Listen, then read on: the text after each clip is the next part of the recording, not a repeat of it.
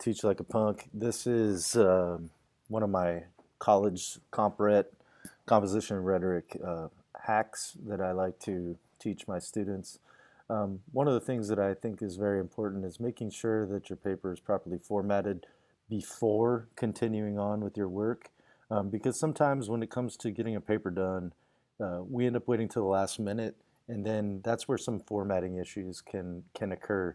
And so today we're going to create what I'm calling our own template for for our work. So if you have a Google Docs account, I recommend using Google Docs because it's always available from any computer that's online. You can access it from your university open labs, your own personal laptop, and even your phone, although some of the features will not be usable on your phone. So we're going to start with a blank document. So click blank document after you've been in docs.google.com. I suggest that you always name your files up front, so I'm going to call this my MLA format template. Now, one thing that I think is very important is to just start off on the right foot. Double click your header.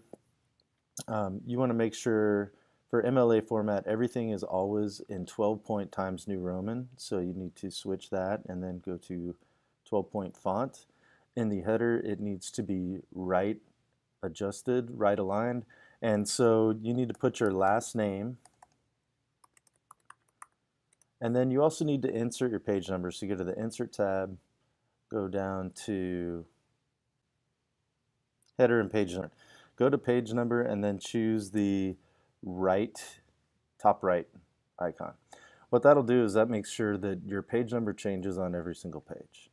All right, so the next thing that you need to do now that you're in the document is you need to notice how the font went back to Arial 11-point. Switch that to Times New Roman and 12-point. Now the guideline for creating an MLA document also means that you need to have double spacing. So you go to Format, then you go to Line Spacing, and go down to double. You should be ready at this point. So here you need to do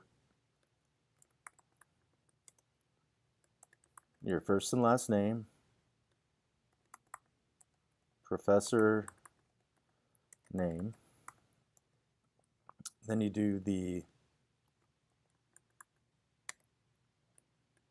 class name and section,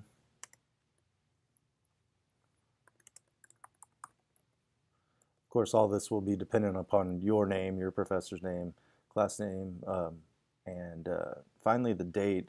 Today is January 22nd, 2018. The way we write that is 22 January spelled out completely and 2018. Okay. Also, all MLA documents need to have a title. You go up to center line and you put in your title right there, and then after you hit enter one more time or return, whichever your keyboard says, you put it back to left align. Now what you have is you have an MLA format template to start writing any MLA documents that you need in Google Docs.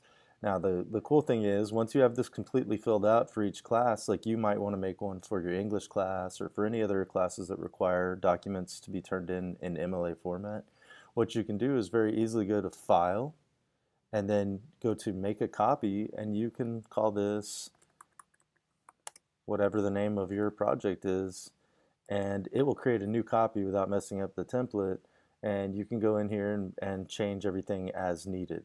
Okay, so this is just one quick hack that will save you lots of time. Obviously you would have all this information filled in and just have to change the date for each class.